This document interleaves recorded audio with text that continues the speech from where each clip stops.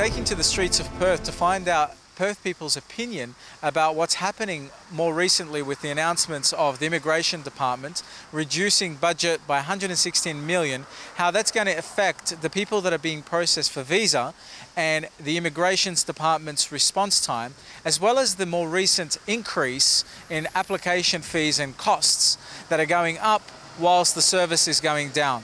Yeah, I mean, less money, less resources, obviously is going to put a burden on the department without question.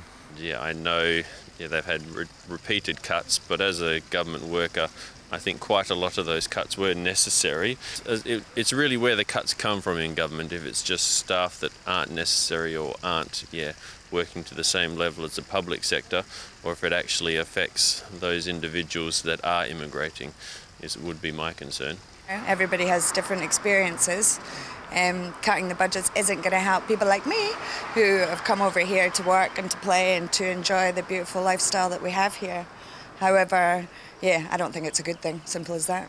More recently, they've been also upping the cost of the application fees for immigration and things. So what are your thoughts about that? They're increasing the cost, but they're reducing the service. You do wonder whether they've been undercharging up to this point, or whether the current the new charges are a fair reflection of what it actually costs to provide that service. But certainly from at face value, it doesn't add up, that's for sure.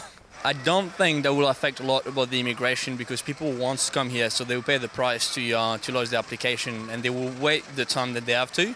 I've got mates that work in the Department of Immigration, and they're already feeling a pinch with the previous round of cuts and also the changes in policy.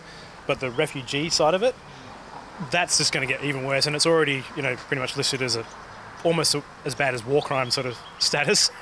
So what are they going to do? Like, you got to spend money where it's needed to be spent.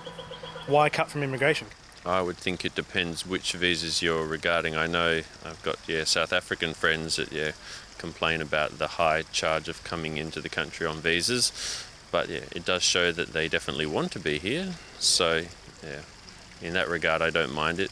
So immigration for residential purposes versus immigration for refugees would be a big divide, in my opinion.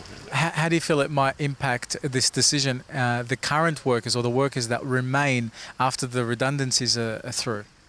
I honestly don't know, but it can't be good. So just like a lot of public service positions at the moment, they're already under the pump.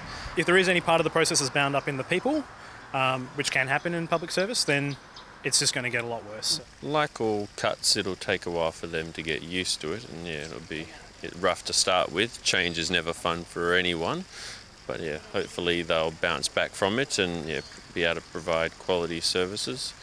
Bas Tadros, Undercurrent.